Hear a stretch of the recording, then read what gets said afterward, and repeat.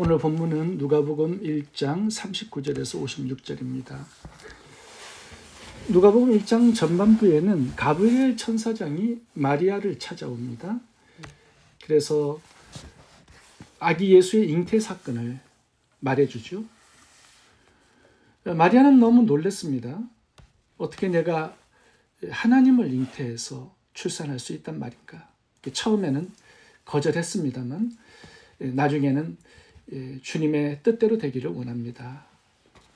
이렇게 고백하면서 이제 아기 예수를 잉태하고 출산하는 사역을 맡게 됩니다. 하나님의 입장에서 보면 은혜지만 마리아의 입장에서 보면 이거 굉장히 큰 희생입니다. 잘못하면 약혼자 요셉에게 버림받을 수도 있는 일이고요. 또 엄청난 오해나 조롱, 비웃음을 당할 수 있습니다. 가문의 수치를 돌릴 수 있는 일이고요. 또 부정한 여인으로 돌에 맞아 죽을 수도 있는 일입니다. 근데 마리아는 이 모든 희생을 각오하죠. 그래서 예수님의 구속사에게 자신의 삶을 드린 것을 볼 수 있습니다. 이렇게 결단은 했습니다만 시간이 지날수록 17세 정도 된 이 어린 소녀가 예수님의 잉태와 출산을 감당한다는 게 굉장히 힘들고 어려운 일이었을 겁니다. 그래서 마리아는 자신의 친척 엘리사벳을 찾아갑니다. 많은 상담도 하고 대화도 나누었을 것 같습니다. 오늘 본문에 길게 마리아와 엘리사벳의 교제 이야기가 나오는데요. 오늘 본문을 통해서 문제를 해결하는 세 가지 비결에 대해서 살펴보겠습니다. 첫 번째 비결은 찬양입니다. 이해되지 않고 또 스스로 해결하기 어려운 문제를 만날 때 어떻게 해야 되는가? 찬양하라는 것입니다. 마리아는 이해되지 않는 엄청난 일을 만났을 때 찬양으로 반응하는 것을 볼 수 있습니다. 46절부터 55절까지가 마리아의 찬양입니다. 마리아는 그냥 평범한 가정생활을 원했을 겁니다. 그런데 환경은 다르게 진행되고 있어요. 배가 점점 불러왔을 때 어떤 사태가, 어떤 상황이 벌어질지 모르니까 불안하고 답답한 마음이 마리아에게 있었을 겁니다. 자신의 뱃속에 있는 아기는 하나님이에요. 이 어린 소녀가 혼자서 감당하기에 참 힘들고 어려운 일이었을 겁니다. 시간이 지날수록 하나님 왜 하필 나입니까? 원망하고 항의하고 그런 짓눌리는 마음, 억압된 마음, 참 답답한 그런 마음으로 하루하루를 지냈을 겁니다.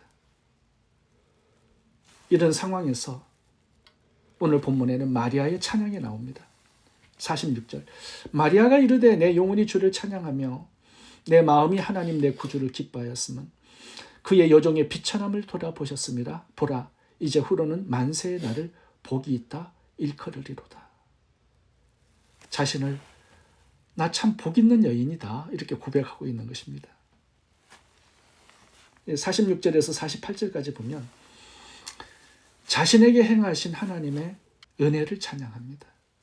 49절과 50절 보면 하나님의 아름다운 성품을 찬양하죠. 그리고 하나님의 능력, 거룩하심, 자비하심을 찬양합니다.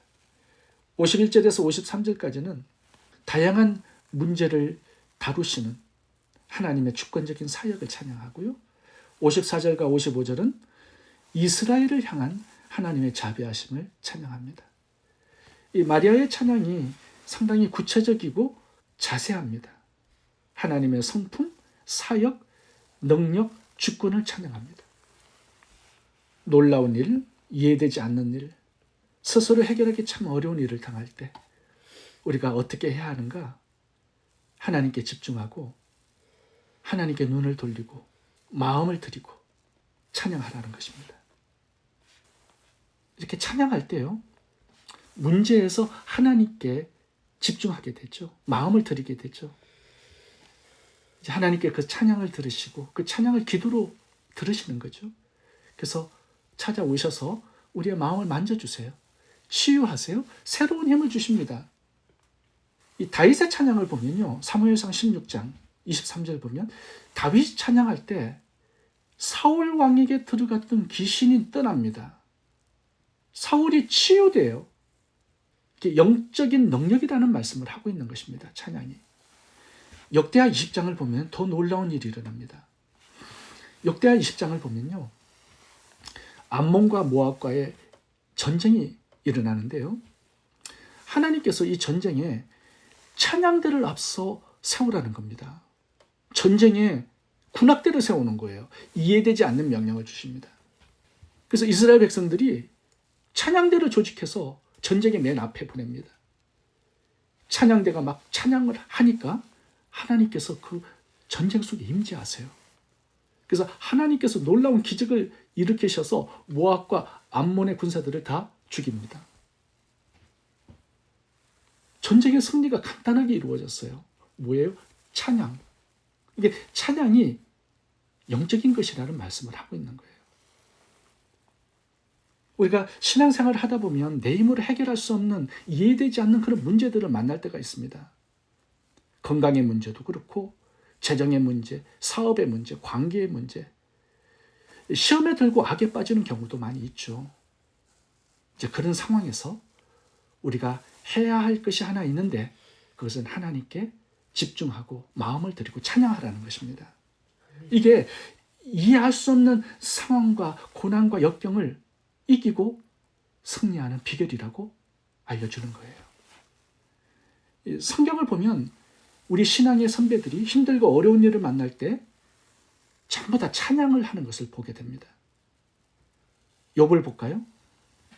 욥은 정말 이해되지 않는 일을 만났습니다. 하루아침에 모든 걸 다 잃어버리고 노숙자가 됩니다. 그 상황에서 욥이 하나님께 찬양을 드리는 구절이 나와요. 20절부터 읽어보겠습니다. 욥기 1장 20절. 욥이 일어나 겉옷을 찢고 머리털을 밀고 땅에 엎드려 경배하며 가로되 내가 모태에서 적신이 나와 싸운즉 또한 적신이 그리로 돌아갈지라. 주시니도 여호와시요 취하시니도 여호와시니 여호와의 이름이 찬송을 받으실지니이다. 모든 일에 욥이 범죄하지 아니하고 하나님을 향하여 어리석게 원망하지 아니하니라. 이 찬양이 제일 먼저 나옵니다. 찬양이 나오면 하나님께서 임재하세요. 그걸 기도로 받으시고 역사하기 시작하십니다. 승리를 주세요. 시험 들지 않도록, 범죄하지 않도록, 악에 빠지지 않도록 내 마음과 나의 상황을 하나님께서 붙들어 주시는 은혜를 주신다는 거죠. 바울과 실라도 봐보세요. 복음을 전했는데 매 맞고 감옥에 들어가요. 그때 어떻게 합니까? 찬양을 드립니다. 하나님께서 임재하셔서 감옥문을 여시죠.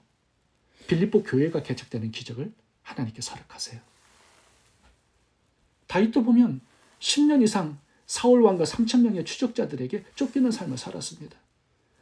근데 10년 동안요, 시편 150편에 수많은 찬양 시들을 기록해서 나옵니다. 찬양을 통해서 이해할 수 없는 고난의 세월들을 이겨 나가고요. 결국 다윗은 이스라엘의 두 번째 왕이 됩니다. 우리가 평소에도 찬양하지만, 좋은 일을 만날 때도 찬양하지만, 어려운 일, 이해되지 않는 일, 피하고 싶은 일, 고난과 역경, 시험, 환난 만날 때도 찬양하시기 바랍니다. 이 찬양이 모든 문제, 고난, 역경을 이기고 승리하는 비결입니다. 두 번째, 고난을 이기고 승리하는 비결은 평소의 말씀을 묵상하는 것입니다. 오늘 본문에 나오는 마리아의 찬양을 살펴보면요, 사무엘상 2장에 나오는 한나의 찬양시입니다. 내용이 똑같아요. 그러니까 마리아는 구약의 사무엘상 이 한나의 찬양시를 기억하고 있었던 거예요. 다시 말하면 찬양의 여인이었지만 또한 말씀의 여인이었던 것입니다. 사무엘상 2장 1절 제가 읽어보겠습니다. 한나가 기도하여 가로되 내 마음이 여호와를 인하여 즐거워하며 내 뿔이 여호와를 인하여 높아졌으며 내 입이 내 원수들을 향하여 크게 열렸으니 이는 내가 주의 구원을 인하여 기뻐함이니이다.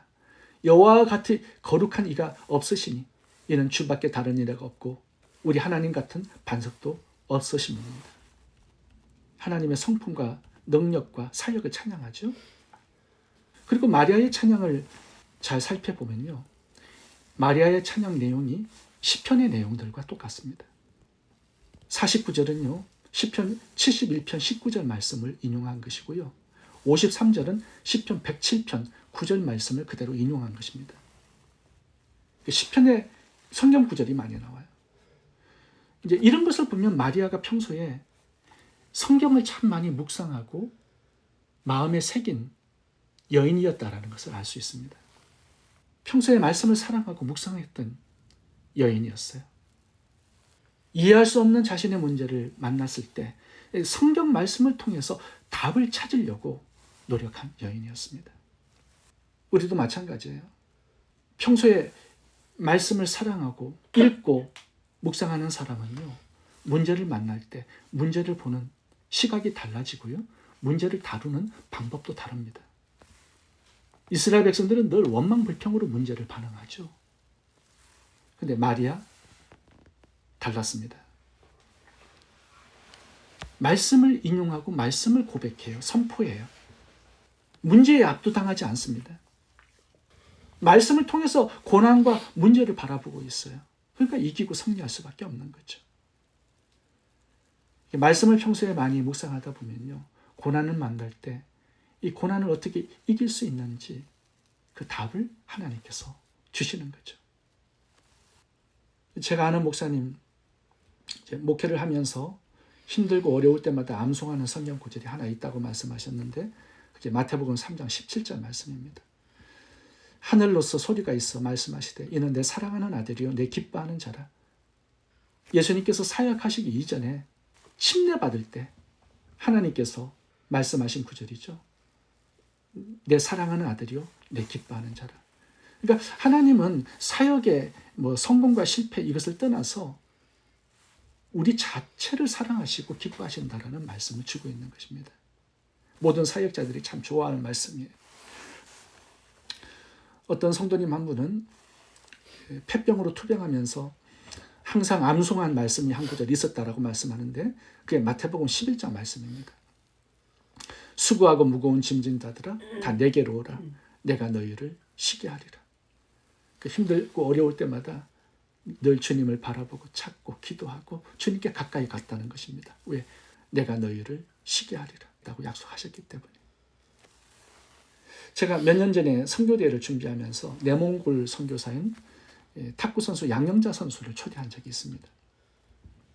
그분이 그 당시에 목사님과 결혼해가지고 외국 선교사로 내몽골로 파송되어서 탁구 국가대표 선수들을 지도하는 사역을 하셨어요.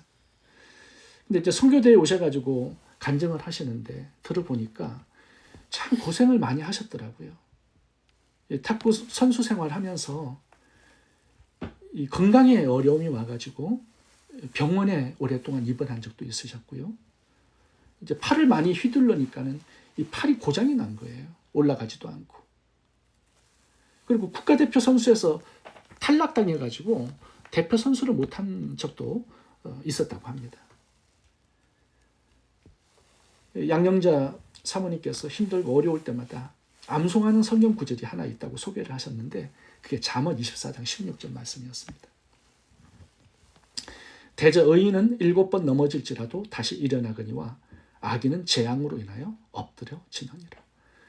이 말씀을 묵상하면서 항상 다시 일어나야지라는 생각을 가졌다고 합니다. 결국은 말씀대로 된 것 같아요. 국가대표 선수가 되어서 올림픽 금메달리스트, 또 내몽골 선교사로 하나님께서 사용하는 위대한 사역자가 되셨습니다. 여러분, 성경을 평소에 많이 읽고 묵상하시기 바랍니다. 그러면 아무리 큰일을 당해도 놀라지 않게 되고요, 탄식과 원망이 아니라 찬양과 아름다운 신앙 고백이 넘쳐나게 될 것입니다. 세 번째, 고난을 이기는 비결은 신앙의 친구를 가까이 하는 것입니다.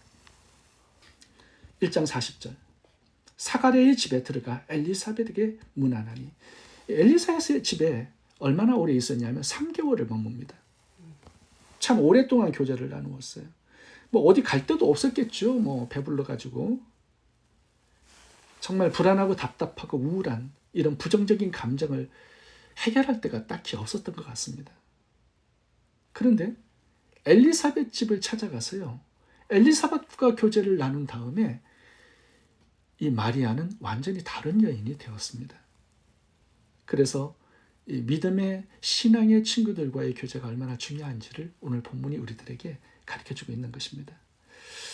오늘 본문의 마리아의 찬양을 보면요, 처음에 나온 게 아니라 엘리사벳을 만난 다음에 교제한 후에 나온 찬양입니다.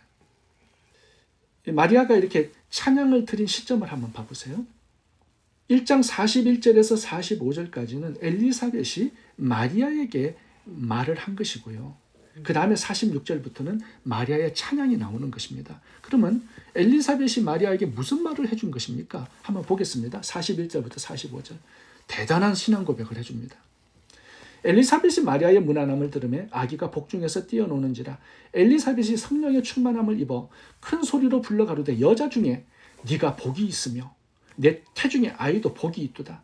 내 주의 모친이 내게 나오니 이 어찌된 일인고? 와, 엄청난 신앙 고백을 합니다. 하나님의 어머니라는 얘기를 하는 거예요. 주의 모친. 이거는 신성 모독이에요, 잘못하면. 근데 엄청난 신앙 고백을 해줍니다. 보라, 내 문안하는 소리가 내 귀에 들릴 때 아기가 내 복중에서 기쁨으로 뛰어 놀았도다. 믿은 여자에게 복이 있도다. 주께서 그에게 하신 말씀이 반드시 이루리라.